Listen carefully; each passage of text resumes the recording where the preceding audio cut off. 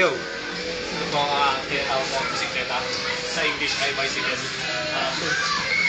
Kukuha tayo ng isang barangay na taga rito. Kuya, sino po kayo bumalik? May-ari ka? Siyempre mo, walang problema to. May interview kayo. Gano'ng kabilisan, kuya? Actually, nakipagkarera ako. Gusto ko mong bilis ng bisikleta ko. Sadyang nakapagtataka-taka. Nakipag-drive ako sa kotse. Sobrang bilis ko, naiwanan ko yung bike ko. Pwede ko po ba may tanong kung magkano bilhin ko? 3 piso, 3 dos lang. Nakakuha ko yan, 3 dos. Nakapakamahal pala lang. So expensive. Saan po kayo makabili? Hanap niyan sa Alipurig, sa Pure Gold. Nakikita nyo. Napakagaran niya ma. Flat pa, tingnan mo naman. Flat. Bada. Makaiyak. Kasi wala nang may lumapit siya. Akit ko. Hindi mo lang alam niya yung lumapit. Yan, kuya ka na ano, pangkuya ka na, ibigay mo lang, balakag. Uy, bunta pa naman!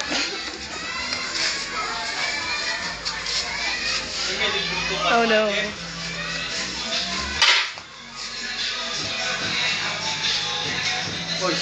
Andito po tayo ngayon sa Celebrity Cook-Off. Ito po yung niluluto ko ngayon, sisig. First, you need to overcook. Pag medyo masusunog na, medyo hayaan nyo pa siya. Ayan. Pag naging itim na, bro. Kailangan talaga dinodouble team ang pagluto ng sisig. Ayan ang napaka-number 1 technique. Kailangan dalawa ang nagluluto. Hindi pwedeng isa.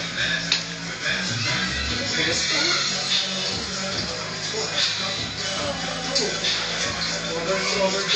Mapapasin niyo po, hindi ka ng bato yung baboy, di ba? Ito po yung tinatawag na baboy. Sa English ay chicken. Sa Espanyol ay isda. Ito shit, ba't tigas lang? Oh? Sakit! Oo, barangay. Kukunin ko na po yung isa sa kanila. Ayan. Iiyak po po siya. Kasi bilisanin na niya ang mundo ng mantika. Bilisanin na niya ang mundo ng mantika. Binaligtad ko po. Ito nyo naman. Walang nakakagawa ng ibang soup na yun. Sino mo naman dito sa bahay? Kasi kung pagmamasdan nyo, itutok na dito ang camera. Ang pusa, kumakain ng ice cream. Sino mo naman yan? Mga kabarangay. Ice cream po yan. Ice cream. Matindi yung mga pusa. Sa Tagalog, sorbites. Ito po yung, papagpayaw natin yung malaki nilang rice cooker. Ito po yung rice cooker nila.